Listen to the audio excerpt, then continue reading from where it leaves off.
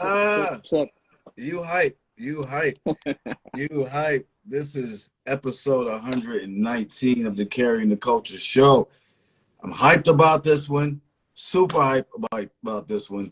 We got a man, Vex da Vortex, 90s missile launcher group, slept on group. Wish they had more joints. We're going to talk about it. Boogiemonsters. Woo! Let's do it. Let's do it. So first and foremost, thank you very much, man, for rocking out, man. You don't really do these things very much, so you know what I mean. It's true. I appreciate you for all day taking the time to come. You know what I'm saying, to come out and chat with us. So are you doing all right? Yeah, man, I'm doing good. I'm blessed. You know what I mean? Like when I was coming up, like Rakim was like, you know, somebody I looked up to, and he was real scarce. Like when it came to like shows and like seeing him outside the music videos, I always looked up to him for like stealthiness that he had as an MC. And maybe it was just because I was real young at the time. Like I really wasn't able to go to the Fresh Fest or here and there that I didn't see him. Yeah. But it was just like a persona of him like being larger than life, and you only saw him every once in a while. So in my own career, I kind of moved that way too. Like, you know, just pop up here and there on the humble. You know what I mean? I noticed that. I like it though. I appreciate that, man. I appreciate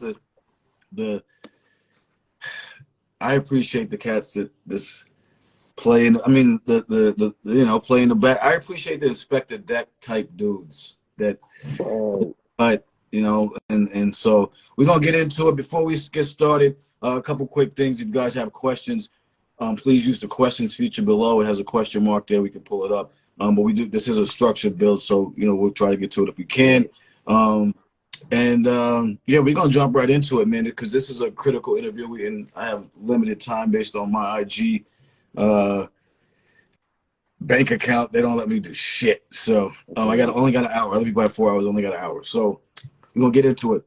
So what I want to do is I want to like kind of start from the beginning, and I want to compare some stuff to your Wikipedia, to the Boogiemonsters Wikipedia, because I just want to, you know what I'm saying? Be interesting. Yeah. All right, so because you know, here's the thing that's important for me. You guys made your mark. You made your mark in hip hop, and because of different things, you know, like you only had a couple albums, and then it's like it wasn't talked about as much. And hip hop's something that, you know, we don't really document stuff well enough, and so to me it's important because we talked about it on the phone, and we can talk about it here. Like you played such an important role in my like early 19, 20-year-old kid. As a 20-year-old kid, that shit's crazy. So I wanted to get into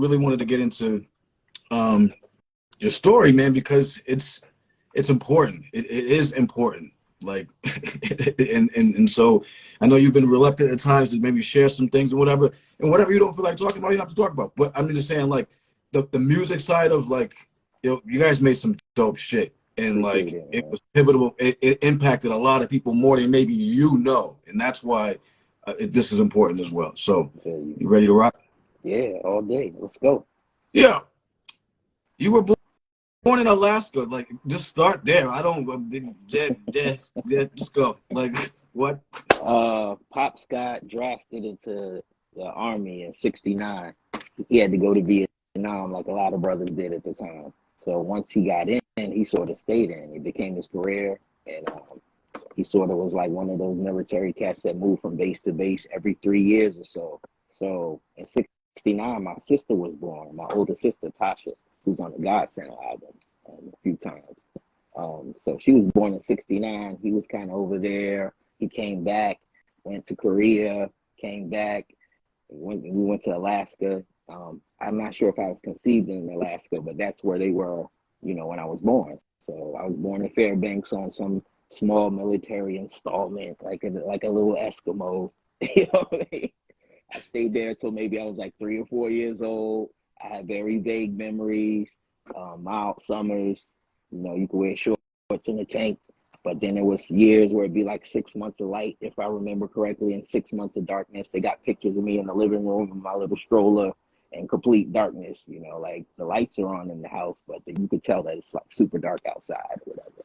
So yeah, I'm kind of like the fist of the North Star, I guess. Have you gone back?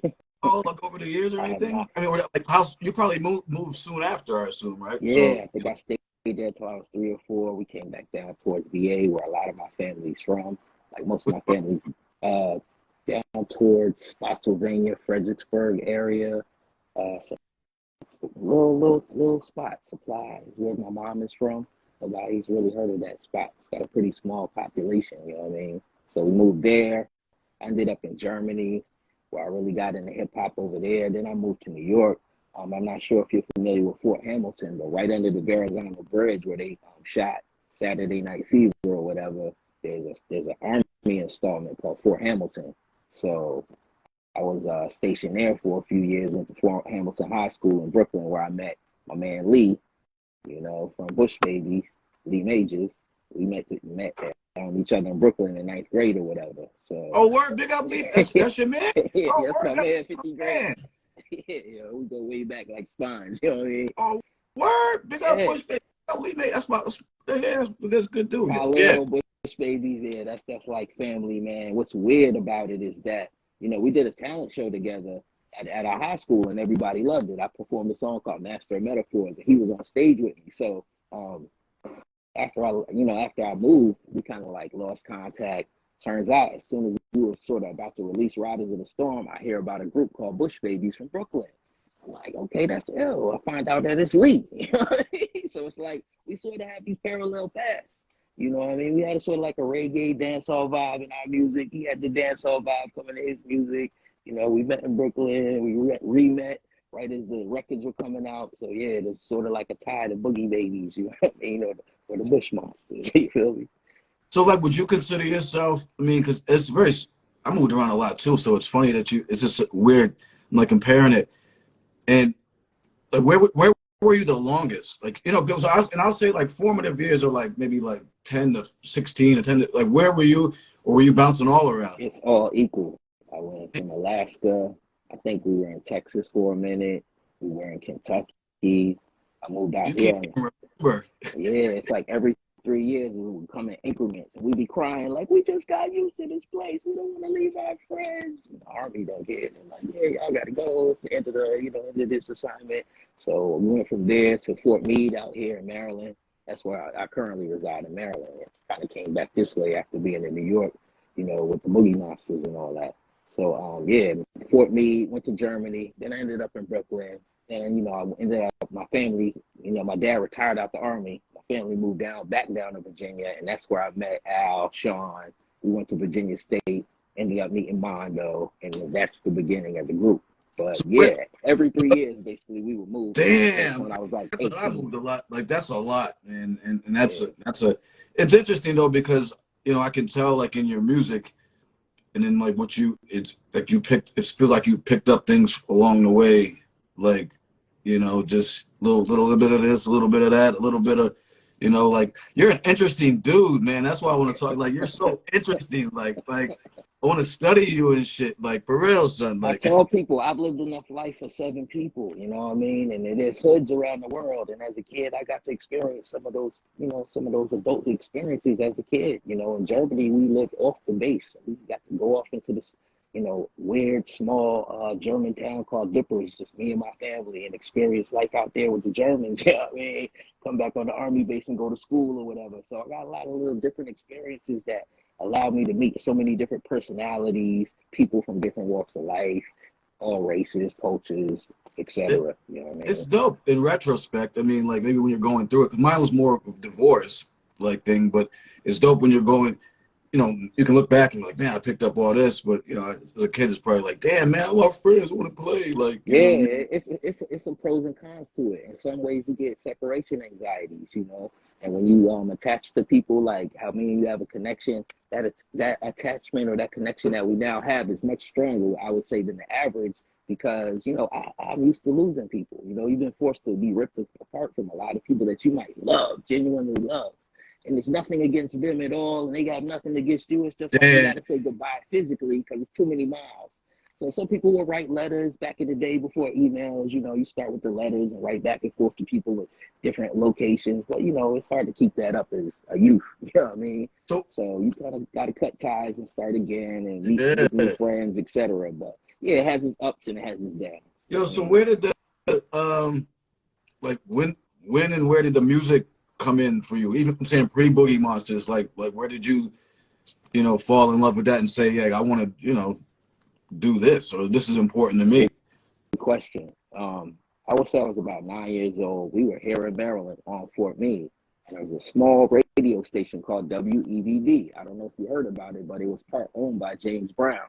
It was an AM radio station, and they started banging out like the stuff that we were hearing on cassette tapes back then, like UTFO, TLA Rock, African Bambaataa, Soul Sonic Force. Like we just got like a whole palette of like exposure to this music we had never heard before.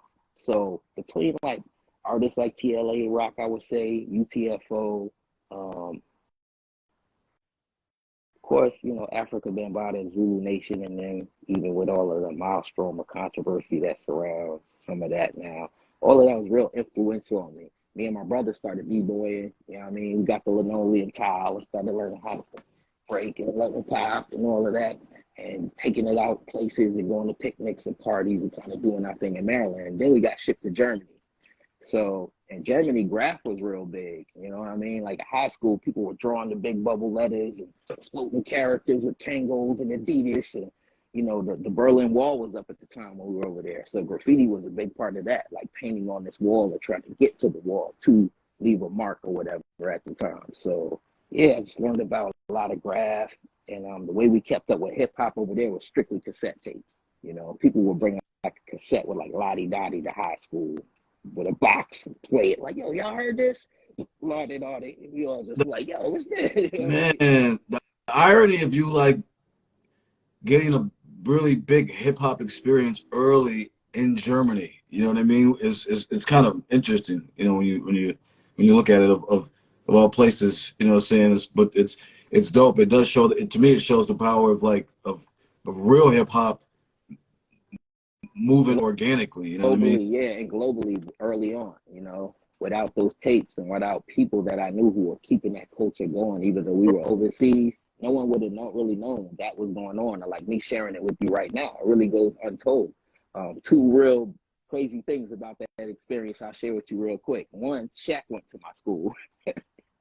Shaq threw me the trash can one time, matter of fact. Shaq? So, yeah, just joking around. He dumped me in the trash can. Hey, yo, what you doing, bro? You know what I mean?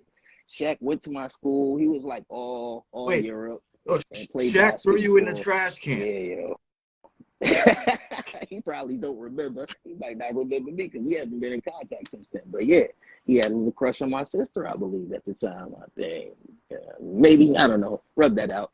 Anyway, but yeah, he used to, force around in the hallways. He dumped me one time. Yeah, just a little fun fact. What was the other thing? I got to see Beastie Boys and Run DMC in like Frankfurt, Germany, in a big coliseum. I don't know where they had it exactly, but they took all those youngins up there like a bus, standing out there in front of the stadium. The helicopter flies by. They're like, it's Run DMC. We didn't even know if it was Run DMC in the helicopter, but got to see them early on, like on the what was that? Yo, son, threw you in the trash can. Wait, hold on. Like I'm having a hard time. Tripping on that one. This was in Germany. This was in Germany. So, because his pops was military. His pops was military, and what happened was he kind of started playing basketball in the high school that we went to together for the American high school. Damn. So he was the type of cat running around in the hallway with gazelles on and like a bomber, you know what I mean? Like he had his b-boy thing going early on. He was into this. Like people think he probably just spitting commercially because they've heard him spit and rap, play and rhyme, but he was into it from way back in the day. You know what I mean? So yeah, that's probably gonna get us much replay value. That one fact. No, that's. I mean, I'm gonna be honest with you. That's the joint I'm gonna post. I mean, I'm not gonna. As far as a promo clip, I mean, I think everybody here would agree that's probably the one. So that's easy to. Pure hilarity. That's crazy. You got thrown into a trash can by Shaq. I mean, I'm just like picturing that, like, you know what I mean. So, all right. So let's take us to. So you're in a hip hop or whatever. Like, you get this go to, you're in college, so you go to Virginia State, or Yeah, you go to Virginia State, Yep. and then and then some, all the homies, they were at Virginia Union, right? Well, one was at Virginia Union. So what happened was, got out of high school. I resided in Virginia with my family at the time. I meet Al and Sean in high school, you know, two of the original Boogiemonster squad. So they were from Long Island. Their parents happened to make that same move and just were in the same town, little town, suburban town that I happened to move to, you know, that was near where my family's from. So we all immediately clicked because, you know, we had just all come down from New York. So we would sit around playing, you know, video music box and watching Kane and Juice Crew and all of that stuff that was real hot at the time. Basically from like 10th or 11th grade to 12th. Then me and Al decided, okay, you know, since they were brothers, you know, we all clicked. We were like, let's go to, you know, I'm gonna take you to state. Mad cool people up there. The school is live, bro. You know what I'm saying? You gotta come to my school. You talk to my parents, you know, figured everything out as far as apartment and all that. I'm off campus, freshman off campus, like, yeah, having a ball, you know what I mean? Living my best life, first time out from under the parents. You know, my parents are Christian people, God bless them, they Baptist, they're pretty strict. I didn't get to go to a whole bunch of parties and all that. I didn't get to rock my fat laces to every event, you know what I mean? So when I got to college, we you know, we out there, we trying to get ourselves out there, not only like getting known amongst the Black community, but also pushing this music thing. We all kind of like dancing. We were like originally into b-boying in the ciphers and all of that battles. And I was in the rhymes. So it was originally like called Vex and the Boogiemonsters. So they were more or less like the scoop and scrap, doing backflips, you know what I'm saying, up rocks and all that. Like, these dudes is really nasty. I really wish they would have put more of it into what we was doing, but they decided they wanted to MC, which we'll get to. But anyway, you know, so we were kind of like, you know, one rhymer, two dudes in the back killing it, you know what I mean? So then we go to state, we meet Mondo. We're kind of like performing at talent shows, trying to do stuff. So this one show happens where Atlantic Records is there, a couple of big labels is coming to like scout for talent. So we didn't really have the money to build the promo packet that they wanted, which was like a photograph, black and white headshot, and, you know, package, and, you know, wanted to see us as artists. So we pulled Mondo on to kind of pool all our money together. As four people, that gave us enough money to like do the packaging, get our stuff together. We kind of liked how he rhymed. He was rhyming in another squad called Hit MCs, Husband and Mr. Chaos, with my man Reggie, rest in peace.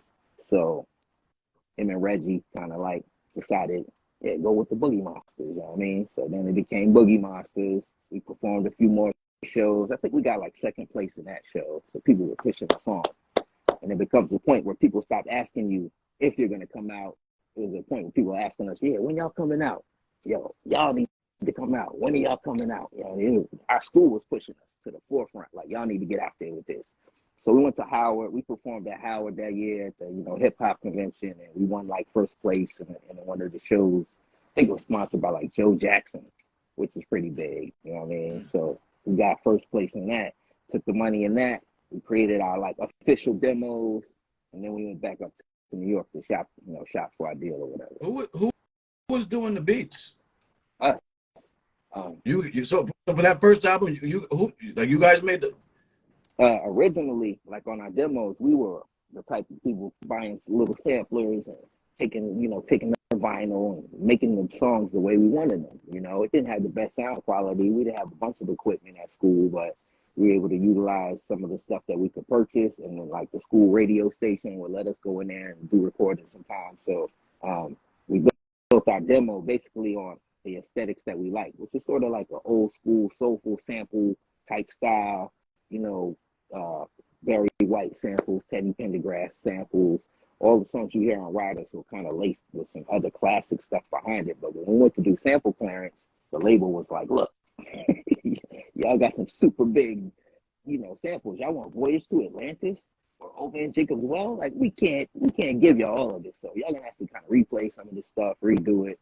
So the original ideas came from us, and then our producer at the time, Derek Jackson, D, he came in and sort of built around the stuff that we built, kind of as like the skeleton, brought in live instrumentation, and brought in people who was really good with the SP, et cetera, and kind of built around that. And it sort of became a collaboration. Right. And like that was the first time that Scott Storch was really doing some work too, right? On your first joint. Us and the Roots, I would say. He was Right. also on the first Roots project. Yeah, he was. Yeah, yeah, of course. So him and Derek Jackson was kind of floating amongst the two projects. He would go and work on their stuff, come back, work on ours. You know what I mean? So we knew they were out there. We weren't really getting an ear, an ear listen of what they were doing, but we had heard about them. Matter of fact, I met Tariq in the park, in the village, in the park. Matter of fact, we spit some verses for each other. He has this real ill song from back in the day where he like impersonates Guru, Busta Rhymes, Sticky Fingers. If you know Tariq's like rhyme repertoire, if you Yeah, can yeah, yeah, imagine yeah. that, he kills it. He sounds like everybody. So I was talking to him about that song. We had a cool exchange, and then they came out too. So it's kind of like Bush Babies, Roots, us. You know what I mean? As we came out, we started to rub elbows with Daylight, Tribe, Q-Tip, and then. Yo, so what was the energy like behind the forming of the group? Like, you guys weren't just like a regular rap group to me. I mean, like, to me, your trajectory was Native Tongue, De La, Hyro, like, ish type, to typecast. So your shit was dope. The first album to me is a all-time classic. The second album, although I thought was different, I still think was solid. I saw the direction that you guys were going in, but what was the energy like going into that first album and saying, okay, this is the project we're gonna come out with? Because it was mind-blowing, man. I mean, it really, really was. And I think like to just understand like your thought patterns going into that, like what was that all about? Got you. Architect 7, some of my family's just tied to that area, Fredericksburg, King George Supply, where a lot of my family roots are. You know what I And mean? as it says here, architect, motherfucker, you know better, nigga. You on my page, B. Look, man, it says use questions feature, fam. That's My where bad. questions go. And so this is how it works. We build. If we have time for questions, we get to them. Architect, man, you know this shit, nigga. Damn. It says right there, man. Shit, B. You good though? You good? We gonna move on. That's he on my page. That's what I do. You know what I'm saying? Come on, man. This says right here. Okay, So back to what you asked me. I remember the question. The whole process kind of goes back to my creativity. As a hip hop MC, and hearing Rakim and hearing KRS-One and all these people that came prior to me, I was really challenging myself to do things, one, that hadn't been done before, and two, bringing something new to the table. You know what I mean? So a lot of times with songs and the formulations of the songs that you guys got to hear, it starts out with a song title sometimes. I'll start there. You know what I mean? I get an idea that just looks good as a song title, and I got that, I think, from digging in the crates. You might be digging in the crates and find an SOS band record, and you flip it over and you see Sands of Time, and you're like, Sands of Time? You try to imagine what it sounds like when you play it. You're like, oh, you get like this enlightenment on their perspective of those phrases and words that are used as song titles. So a lot of times a song title would drop on me, you know what I mean? And I would kind of paint the picture that the title made me think about, or maybe a verse would come to me, or just a random 16-bar verse. And then I'm like, yo, Old Man Jacob's well. Wow, that's deep. Let me try to flush it out, or pull Mondo in and create another part where he's the kid and I'm Old Man Jacob. You know what I mean? So a lot of it was just kind of testing the bounds of what hip hop had been founded on so far. At the same time, respecting the art form, you know what I mean, and respecting what had already been done. Not really trying to be commercial or crossover or sell a bunch of units per se, but just giving people like something organically from the soul, pure like water that they could dig without it sort of leaning toward what was real super hot at the time, which was like gangster rap and the street side of the music and blah blah blah. That thing was real hot at the time, so I challenged myself in that way, like not to go in that direction per se, maybe go in another direction because that's not me. You know what I mean? So yeah, kind of just culmination of ideas, songs, and it was also like a Bob Marley thing, a peopleness. I might write Riders of the Storm, but the other 9 brothers that were sitting in the room had other things to bring to it. So We would just Right. get together and throw ideas together, you know. Right. So the wiki says, like, again, we're trying to cross check the wiki. The wiki says there was other influences, like, because I was always thinking Riders of the Storm. That, to me, I listened to the Doors. Did you guys? That's that where that title came from? Yeah. And you kind of borrowed that from that. So like, yeah. So you were fucking with the Doors, Bob Marley. So that's accurate. Then all that different type of Yeah. stuff as well. And what happened when someone started asking us some questions early on for a press packet, you know what I mean? So just off the top, these were some of the artists that people threw in the pot when they asked us that particular question. What's interesting is the Doors movie was out around the time we were sitting around in our downtime from recording the record, you know what I mean? So we were watching the Doors movie, we're listening to like Nirvana, we listening to Tribe, like it was like a new beginning as far as us taking in maybe stuff that we wouldn't listen to at college because we were in a certain headspace, certain vibe. The parties had a certain soundtrack. But this was opening up in our spare time, in our downtime. We're like getting records for free from the label. We playing stuff. People are sending us promos. So yeah, Jeremy actually, like by Pearl Jam, sort of influenced the recording process for Old Magic as well. You know what I mean? They're both realistic stories. They have a tragedy involved. Something people may not necessarily want to talk about, but it's like the Boogeyman or Boogiemonster that we kind of got to face in order to move on. You know what I mean? So yeah, those bands came into play as far as influence. The Isley Brothers, big influence. Oh, look. So here's what I'm saying. Wow, because simultaneously, I was in my freshman. So I was in my freshman year of college, and again, this is when you guys came and performed at Southern Connecticut State University, but I was watching the Doors like almost every week with my friends. So I was like hanging out with like some like thugged out niggas from New York, and then I was hanging out with some like hippie kids from like suburban Connecticut. So they put me on the Doors, Smashing Pumpkins, Nirvana, all that shit. Stone Temple Pilots. Stone Temple Pilots, you know what I'm saying? Rest in peace, Scott Wheeling, like all that shit, right? And I was going to Fish shows and stuff like with like Tim's on and stuff. Right. And so it's just funny that was paralleling at the same time. And then you guys come to Southern. And so, like I said, here's the story. Like, yo, I was banging the hell out of your album like my whole freshman year, 94. When did it drop? 94. What do you remember the month? It was August, I think. Okay, so that's crazy. It was August. Freshman year, I'm freshman, like what? Coming into college, this shit. Yo, so I'm banging that all day.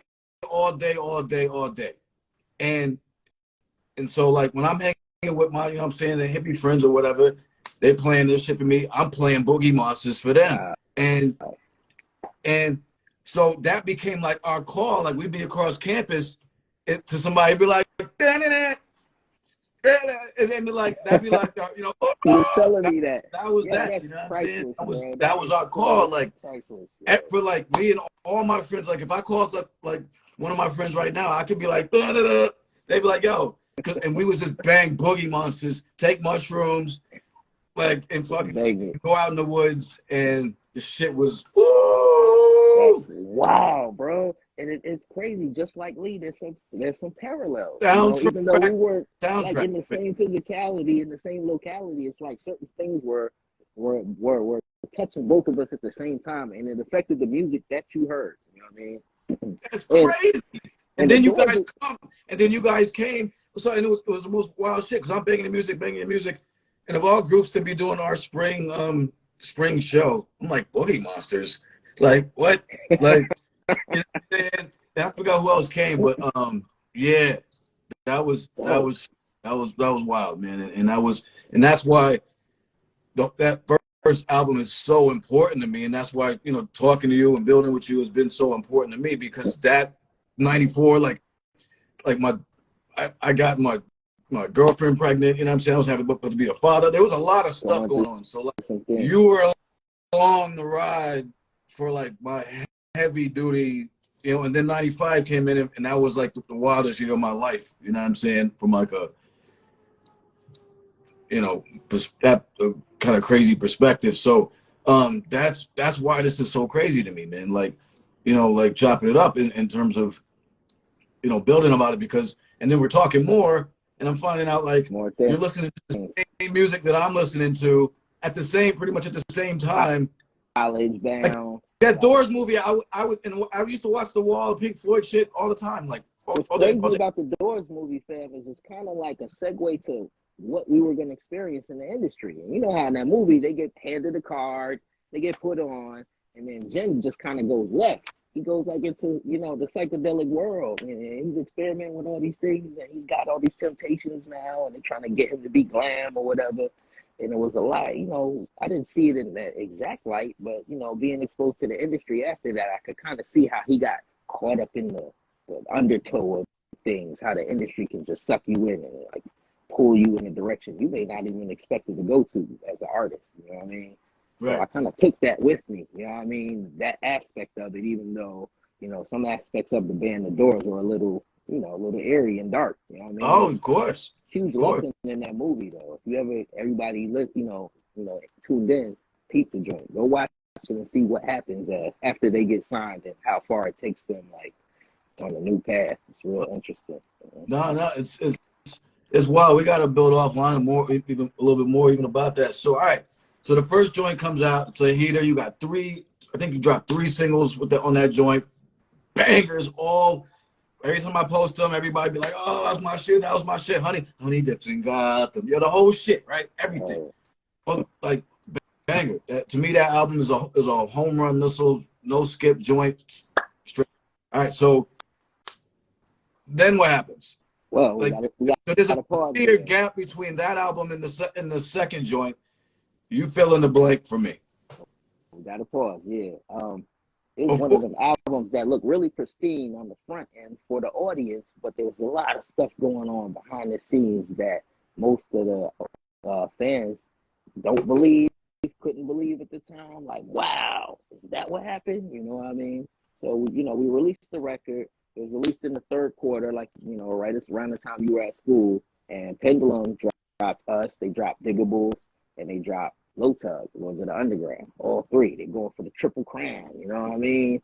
And, you know, it's a large extension for a small label like Pendulum. And from what we were told, they just didn't have the resources after that to keep it going no more. You know what I mean? They're probably expecting, maybe Diggable gets 3 Grammys after that first joint, you know. And, you know, Ninth Wonder was kind of like, you know, totally authentic. You know what I mean? They didn't try to be commercial. They didn't try to necessarily stay in the jazz vein. They went where their souls told them to go, just like us, just like Low Tug. You know what I mean? So on the end of that, I think they expended themselves, you know. And initially, you know, it was wild because we sold every unit that there is to ever sell of Riders of the Storm, Honey Dips and Gotham single, Strange single, Recognized Threshold. You can't find it. And people are now selling it for like $100 copy for the vinyl or whatever, $50. Like it's a serious collector's item. But they never shipped that many. You know, had they shipped gold, we probably would have went gold. Had they shipped gold of Diggables, probably would have went gold. But I think they had a problem doing the amount of units, you know, on the shipping side those first few weeks for everybody to do a number. You know what I mean? So we had the audience with us and we had the demand for the product there, but it just wasn't enough product out there at the time for us to really go where we needed to go chart wise, where we needed to go sales wise, commerciality wise, and then the label folded. right. They closed. You know what I mean? Leaving everybody scattered to go find something else, find a new label, new resource. So that's what happened ultimately. And then 2 of the members like, you know what? We quit. We're out. Here's our resignation. You know what I mean? Which was Al and Sean, the original 2. You know what I mean? 2 brothers that came in with. They decided, yeah, you know, God is telling us to go this way. Maybe get in the church, start preaching, teach people about all of the stuff, this wild stuff we're seeing in the industry. You know, we're talking about the mark of the beast. We're talking about the New World Order.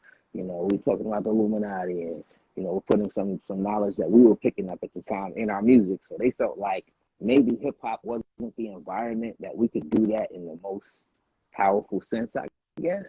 And in a way, from my perception of it, they gave up hip hop, you know, which I don't really feel. If you're a b-boy, you can't necessarily just stop and be like, oh, I don't do hip hop anymore. You don't do hip hop. Hip hop's a way of life. You know what I mean? You live hip hop. It's not something you do. It's something you live. And once you decide to take another path, it is what it is. But from my side, it's like, yo, you giving up on something that is ultimately us and you. And, I got left holding the paperwork on the publishing and trying to get the contracts and stuff and closed out and getting recordings and rights and, the whole nine. Everybody else was those two sort of out. This is before the second album? Yeah. Yeah. Interestingly enough, these are the two guys that weren't really rhyming at first. So while we're recording Riders of the Storm, like halfway through the project, they're like, we want to be MCs back. I'm like, what? Yeah, we want to rhyme. I'm like, bro, you never been in a cypher. You never, rocked around to college and checked out your lyrics. You probably never even wrote a few bars. You sure you want to now that we're about to do this professionally? You sure that's what you want to do? Because you're going to be on stages. You're going to have butterflies in your stomach. Like, I know how it is. And when you're in front of an audience, I've kind of been doing this since I was 9. I went to Def Jam when I was 14, before all of this. You know what I mean? My father took me over there. Had a chance to rap for Kenny Lee, who was like Russell's, right hand at the time. Like, you're too young. Come back when you got something. You know what I mean?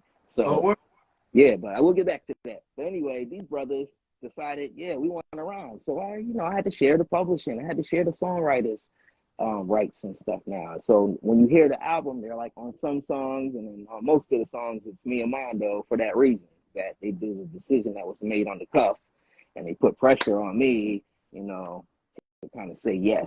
Otherwise, it was going to be an issue. You know what I mean? Being the loving brother, sharing brother, we're all the MCs now. But there was an imbalance in the album. They weren't on every song. We already had songs in, and then they quit. Like, bro, why did you press so hard to rap and want to rock? And yeah, you need the mic, and now you drop the mic. Like, but anyway, that's what happened. They left. So we were kind of in limbo from 96 to 97. 95, we had Honey Dips out, so it was kind of closing out. The label folds.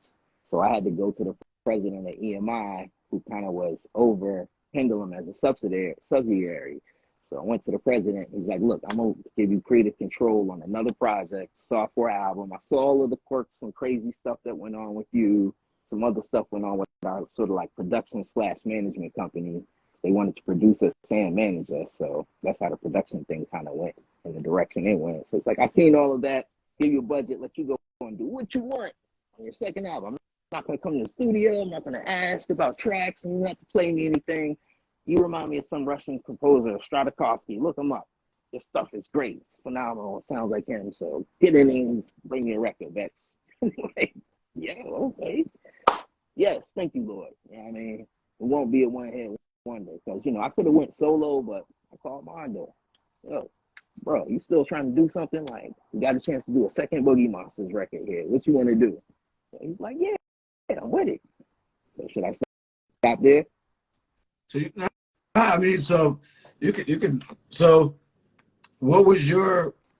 So that was your mindset going into it. You were still like about the hip hop and shit. Like they went their direction. Because here's the thing. This is what I'm saying. I'm trying to clear up the wiki. Wiki says like. I says, I'll pull this bitch up. It says, fuck, I had it. Take your time. All right, yeah.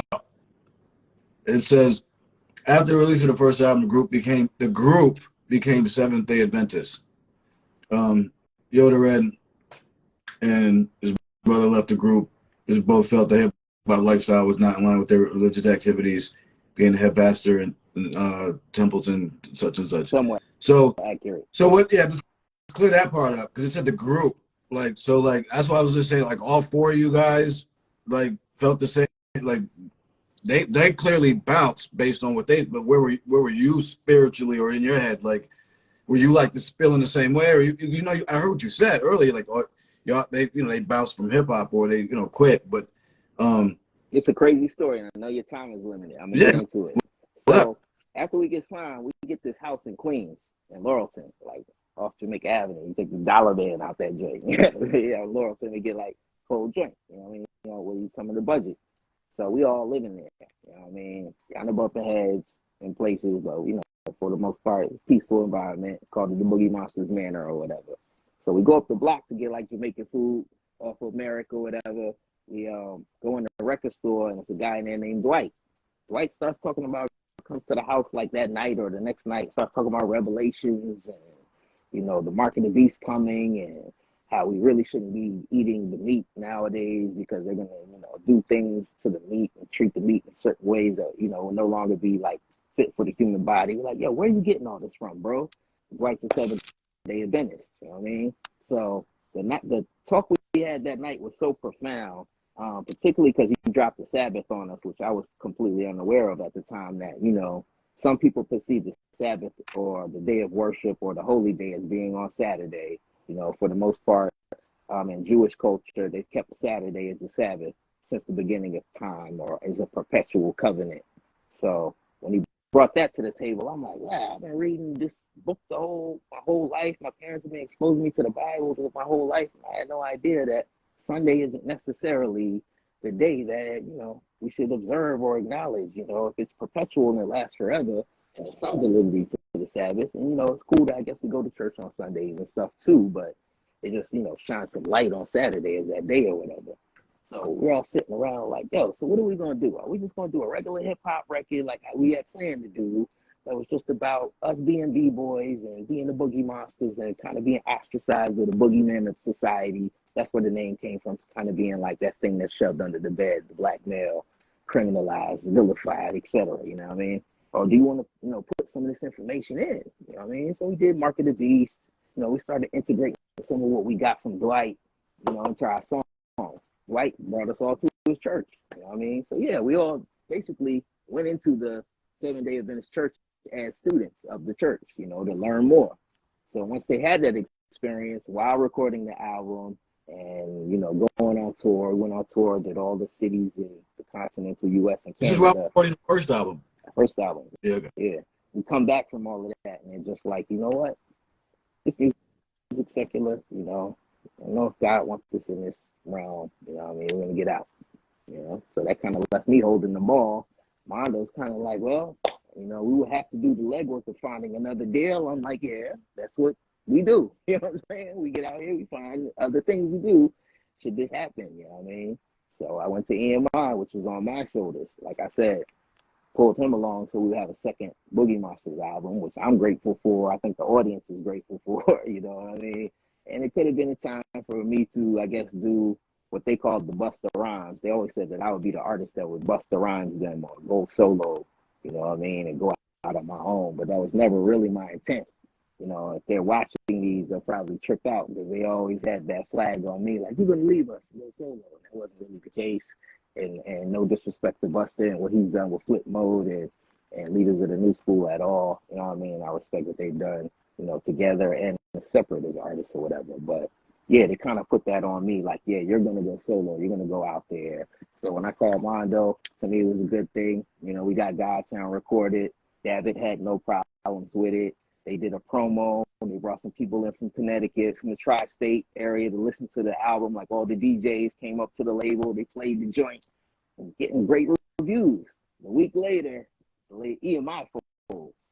The week of the release of Godsound. So, yeah. And it was sticky. Like we were on BET. We had a BET promo out that week. But we were Joe Cleasy in Manhattan. We're at the Tishman building talking about this particular building or whatever. Yeah, plug pull, you know what I mean? So it hit Billboard that they had somehow extended themselves. EMI Records, the group that, you know, signed the Sex Pistols back in the 60s and 70s and had all these huge artists, they were just no more. So groups like us, Muhammadiyah, AZ, Gangstar, Janet Jackson, Prince, like you name it. He had a lot of people over there. They had to just start shifting groups wherever they decided they were going to put them. And we were basically the babies and all of that compared to these other artists. So we were just, that was it. It was the end for that one. So Mondo leaves. He's like, since he doesn't even pull me up face to face, he sends me a written letter like, I don't want to do this. I resided. I don't have nothing to do with it. Like, what, bro? Really? Really? You know what I mean? Why me, God? Why? why did I get stuck with the people who don't want to do this? Like they said they're gonna do it, but they don't want to do it. Some people can't fuck with adversity, man. You know what I mean? Like they want the easy road. It ain't easy. It's never easy, and it's like that's what you want. So you got they kind of weeded themselves out. You should be happy in some sense, but at the time, I get it. In retrospect, though, they would have weeded themselves out at some other point. You know what I mean? Some other point, and maybe it would have went farther, or somebody might have got hurt, or somebody might have went. Some people have fallen along the way. You know what I mean? Not anything related to the group, but Michael Lucero, the guy who shot Recognized Special with Negative Stress, he passed away not too long after that in Aspen in a car accident. The person who managed us, Francesca Sparrow, she went on to do other things, and then she passed away. Dwight, the guy I mentioned, he's no longer with us. My fam Reggie, who was with Mondo and the original group, before he got into Boogiemonsters, he's no longer with us. So, had they stayed, maybe there was a tragedy waiting, to end the Boogiemonster story. So maybe it is positive that they didn't continue, but it's just been rough on me. I just been out here as an indie from that point in '97, just putting out things when I can afford to put them out on my budget, trying to get the rights back for the music. When EMI folded, they told me, look, imagine David, the guy who I sat with. He's like, imagine a giant door closing, and it's like World War III, and your album sliding out under the door. I'm like, that's what's happening right now. So, and they're asking all of us to leave in a week. They're just going to clear our desk, tell us to leave everything at our desk and get out. You know what I mean? So he's like, go over there and see what you can do to close this out with, the person in business affairs or whatever. I go over there. He's like, look, I can't give you a termination fee. I can't give you any additional monies, any cash, because I have to leave here Friday. They're not cutting any checks. The people came over from the Enclave, I guess, from UK, and they came in and they said this is what's to be. So what I can do is give you the rights back to Godsound, and you'll have complete control of your masters for Godsound. You can go back out there and put it back out if you want. You'll be one of the few hip-hop artists that can say, hey, I own my masters, because at the time, barely anyone had that right, where they completely owned something that the label put out. So being that they were folded, they didn't give us the proper notice, which was normally 60, 90 days for something of that caliber. We never got that. Nah, it's like they dropped the hammer. You know what I mean? And maybe it's because of some of the things we said on this record, which is what a lot of the audience came and told me. Like, why they had that happen. They wasn't going to let y'all go up there and be talking about nobody release and new order. And they got, no, right? And I was like, really? Seriously? You really think it was us that caused EMI Records Group to collapse? They're like, yeah. So it's always been a question, you know what I mean? Why did it happen the week we came out? You know what I mean? Bend over. So, man.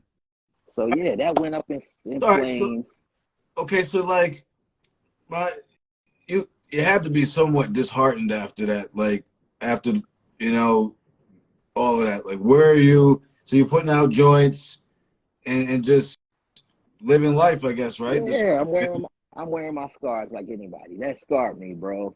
These are people that I felt were like my almost next to my cousins and people in my family. Like, we shared places to live together. We went around our campus as a squad, like you and your people's there. Like, these are supposed to be friends to the end and back again. So then when you put a project or you put something business, in between that, and that goes awry, it just kind of sets everything else out on its own thing. So I wear my scars. Me and these brothers don't necessarily click how I feel we should click, now as older men, you know what I mean? And that's a scar. That's something that troubles me, but it's not something I think is fixable either, just because of the way it went, you know what I mean? So between the label, and now with Universal, I'm not sure if I told you this the last time we spoke, but somehow, although I got the rights back to Godsound, EMI must have trucked up a deal with Universal Music Group for Riders in the Storm and Godsound, because they sort of had some rights to Riders of the Storm, should they have fulfilled returning all the masters to me, which they did not. They never returned all the master recordings for Godsound to me after promising them. So it was a breach. Everything that happened in that closing of EMI was basically a breach of contract, which means I should be able to do whatever I want with my music. If I want to become an administrator and pay all the producers and put it out myself, that should be my prerogative, since nobody on their end ever kept a word on anything. Somehow EMI cataloged these two albums with Universal now. So as I'm dropping Riders of the Storm online on iTunes or whatever, it'll be up there for like a year and a half. Things are looking great. I'm finally starting to see some royalties because they don't have my royalties set or arranged. When they folded, I guess they said, oh, the paperwork is just, oh, it's all over the place. Vex, we don't know what we owe you. So I haven't been getting my domestics all these years, bro. And I'm due like a nice sum of domestic royalties because we had one of the best deals at the time. You got to think, Nas dropped that year, Big dropped that year, we dropped that year, Wu dropped that year. The deals were pretty lucrative for the artists that they finally let get through the turnstile. You know what I mean? Didn't get none of that, so I put it out myself. I'm saying that right here live. I put it out myself. Y'all don't have a right to none of my music. I own it because you didn't hold up your contract. You didn't hold up your side of the agreement. You know what I mean? So anyway, every time I put it up, they trying to pull it down, bro. I can't keep my own music up there, and on the paperwork side, they not paying me. So I got a publishing account with UMG sitting at a certain amount that has been for years, bro, because they will not apply any of the money that they're making off streams, off these hard digital download sales, the subscriptions, or whatever they're doing on Spotify, iTunes, YouTube, whatever. They funneling it somewhere else. I don't know where it's going, but my masters never got them. No dough. Just like I said, on the back end, things that you could not imagine happening. You know what I mean? Right. So it's been a storm, and I've been riding the storm. It's ironic, we pick these titles out, and that's what it's been, bro. Vex riding the storm for the most part. Damn. All right. So we got 8 minutes before we get out of here, unfortunately. And what are you doing? Like, where are you now with things? Like, what are you trying to do right now? Right now, I am like one of the few individuals like Dress who's sort of in a back and forth, quiet war, with the powers that be that own the stuff that I've done in the past. But I'm not a man of the past.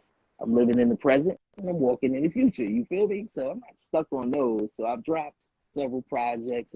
If y'all want to support me, but go out and buy 2-3 copies, help me catch up for whatever else has happened in the past. It's 2-verse killer, 1-bar assassin. Me and my brother teamed up. I got a younger brother who also has some bars, has some heat. So we did a Boogiemonsters 2.0 like EP project. I was going to ask about that. So that's you. That's you though. But okay. Yeah, that's me and my blood brother. It was like some just weirdo. Like I didn't hear that, so I didn't know if it was actually you. So that's you. That's me and my brother. My brother was always kind of in the background with me, like I said, b-boy and rocking out. So we got together, connected under the name, sort of fly the flag and keep it going. I got another album called Elemental States of Metamorphosis, which I did a few years ago. There's things out there that you could check out if you want to see Vex as a solo artist, but we all know I'm under the shadow of something way huger than I'll probably ever be as a solo artist or as a creative designer or whatever, which is Boogiemonsters, and I stand under that proudly. It's kind of hard to promote the entity with so much controversy going on with the other members. That makes it hard for me, and I had stopped doing it for a while. Like, you know what? I'm just gonna stop promoting that, even though it's something that I'm really proud about and I love. If we're not all on the same page with it, why should I even? But the fans don't care, bro. People like you don't want to be dragged down by all that. I care because I know you and I know there's a history to the thing, but also like you're Boogiemonsters though. So like I mean, I say it kindly, like fuck them, like they don't want to be a part of it. That's okay, but you, like, when I hear your voice, on that joint, and it stands out. Like, I mean, like, so to me, I don't know what the percentage was, but like you were, when I thought of Boogiemonsters, I think of you first. Like, when I think of like the Roots, I think of Black Thought before I think of any other MC. Like, I mean, whatever. So, I mean, I think I'm glad you're carrying the flag, yo. Fuck it, you are the flag. That's you. So, and you made a mark, man. So, like, big up. Appreciate it, man. Appreciate it. And commercial sales is great.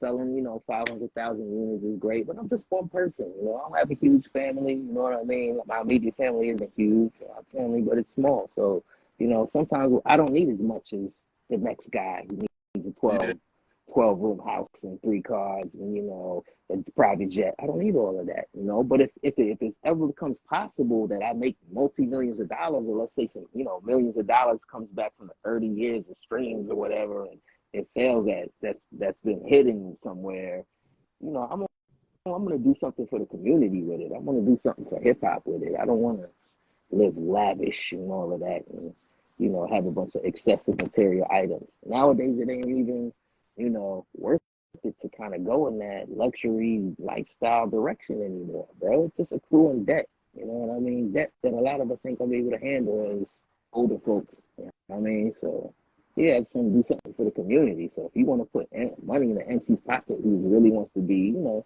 active, you know, making this thing greater, then I'm your guy. You feel me? So yeah. Yeah, man. I mean, like, and I'm glad that you're still carrying the flag. I mean, we need that, man. We need to, you know, hit the story. We're gonna have to do, like, I think we're gonna do a part 2, man. I feel that coming. Edge, we're gonna do a part 2. You know what I'm saying? Talk some other things going on. I want to say real quick, salute to our show sponsor, Diggable Tees, always holding us down with on the planet. You know what I'm saying? Got to show them some love. But so what we're gonna do, we're gonna get this up on our YouTube channel. Someone says save it on the live. We don't save the live. We edit it and put it up on our YouTube channel. So this is episode 119. All the other joints on our YouTube. So you can, you know, rock with it, check them out. So this was where it'll be. And so once we edit it and, you know, clean it up, we'll get it out there within, like, you know, a few days, man. So, you know, so. Hey, shout out to everybody in here. I seen the names going by, you know what I mean? You know, I just didn't want to interrupt what we was vibing on. Of course. To shout everybody out, but I seen everybody, and I really appreciate y'all rolling through the support, man, for real. Yeah, salute. I mean, and you answered a lot of the questions that were already in the thing. I mean, as far as what you're moving it along, man. I mean, Boogiemonsters. I mean, like, you played an important role, so I'm glad, you know, we just got to hear some of your, you know, your story. But so we're gonna talk some more though, man. I mean, definitely build us some weird parallels as far as like a lot of the stuff you were sharing. It really was, man. So, like distant relatives for real. You know, but yeah, Shaq do you in the trash can. So that's what we're going with. That's the lead. That's that. Out of all the jewels you dropped, I'm sorry, that's the lead. Yo, don't make me famous for that, bro. Don't do it. Oh, thank you. But you know, I do hope that the legal stuff with Boogiemonsters works out, man. So you can, you know, get what you deserve, because you know you're Boogie, you are that. So hopefully all that works out for you. Salute to everybody joining in. Like I said, we're gonna get this up on the YouTube channel. So we'll see this, you know, rock with us, carrying the culture, rock with Vex da Vortex, still doing it. You know what I'm saying? We find him, he's Alaskan assassin in the yo, we gotta talk, man. You doubt. Place. Yeah, you like a wizard. You're a Gandalf type dude. So I know you're a Gandalf. Like, and I see fellow wizard. I see you're a wizard. I know that. I'm a blessed bro, man. I got some more blessings, more volumes and stuff to drop on y'all. So whenever you're ready, man, let's do it. So yeah, but keep them, hit me with the music, anything you dropping or whatever. Hit us with the music. Heads in head, they want to see it. You know what I mean? So we're gonna do it. We're gonna cut this before we Instagram cut it. So salute, thank you, peace. Salute, man. We'll talk soon. Bio, y'all. 100.